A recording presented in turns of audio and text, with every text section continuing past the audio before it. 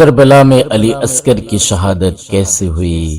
کربلا کے میدان میں حضرت حسین علیہ السلام کی شہادت کیسے ہوئی؟ آئیے اسٹیپ بائی اسٹیپ سمجھتے ہیں اور جانتے ہیں۔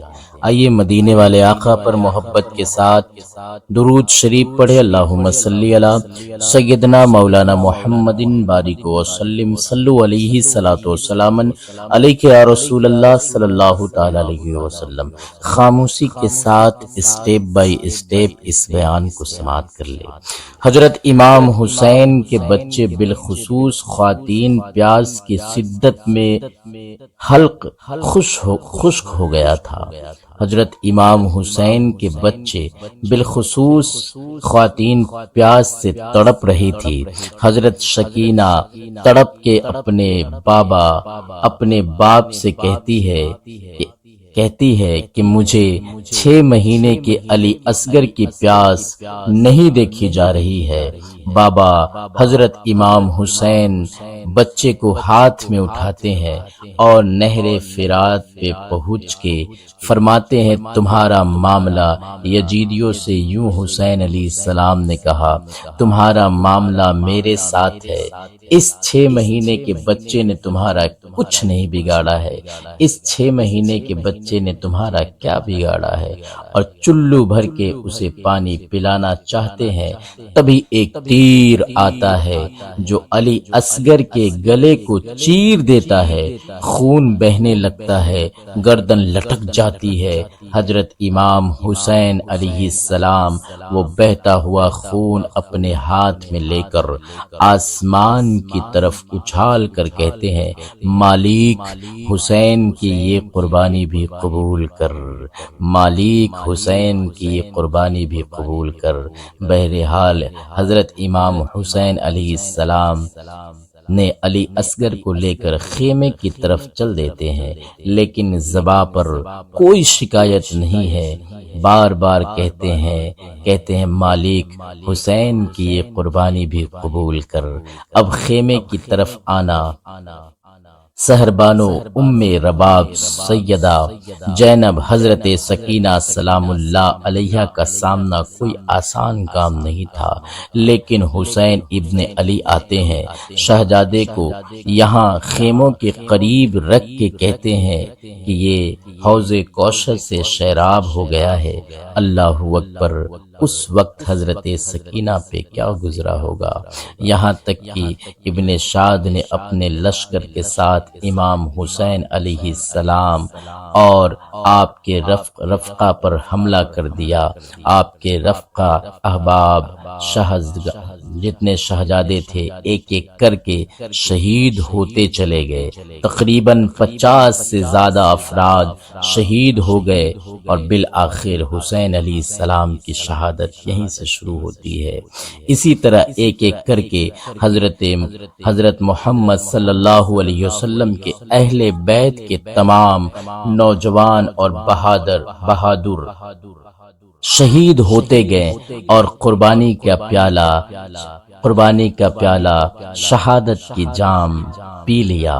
دھیرے دھیرے جب حضرت امام حسین کے سبھی یار اپنی شہادت حاصل کر گئے تو انہوں نے فیصلہ کیا کہ اب خود میدان میں تلوار لے کر نکلا جائے۔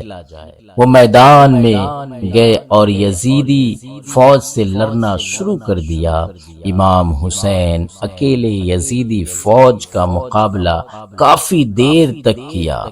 امام حسین نے یزیدی فوج کا مقابلہ کافی دیر سے کیا، اکیلے ہونے کے باوجود کسی نے بھی حضرت امام حسین کو مقابلہ کرنے کا، کسی میں بھی امام حسین سے مقابلہ کرنے کا ضرورت نہیں کی، کسی نے بھی ضرورت نہیں کی، اور اس کی صرف ایک وجہ تھی کہ وہ حضرت علی کے پیارے بیٹے تھے۔ اس وقت یزیدی فوج کے فوجی حکمران ابن سعد نے محسوس کیا کہ وہ حضرت علی کے بیٹے بیٹے سے کسی بھی طرح مقابلہ نہیں کر سکتے، اس لیے اس نے اپنے تمام سپاہیوں کو امام حسین علیہ السلام کی مخالفت میں ایک ساتھ حملہ کرنے کا حکم دیا۔ ان کے ایک ساتھ حملے کے باوجود امام حسین علیہ السلام نے ثابت کیا کہ باطل چاہے تعداد میں کتنا بھی بڑھ جائے، حق اور سچ کے مقابلے میں کبھی نہیں ٹکتا۔ پھر حضرت امام حسین کی یہ شہادت پڑھی جا رہی ہے، آپ سماعت کر لے۔ جب حسینیت اور یزیدیت کے بیچ خطرناک جنگ چل رہی تھی، اس دوران عصر کی نماز کا سمے آ گیا۔ اتنی مشکل حالات اور زخمی حالت میں بھی حضرت امام حسین کو نماز پڑھنے کا ارادہ تھا۔ جیسے ہی انہوں نے نماز شروع کی، یزیدی فوج کو وہ اوسر مل گیا جس کا وہ لمبے سمے سے انتظار کر رہا تھا۔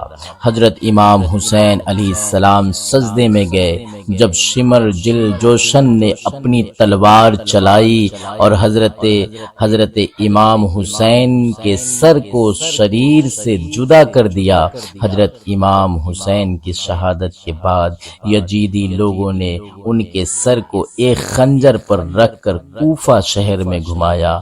وہ گلیوں میں گھومتے رہے۔ کربلا کے جنگ میں حضرت امام حسین کے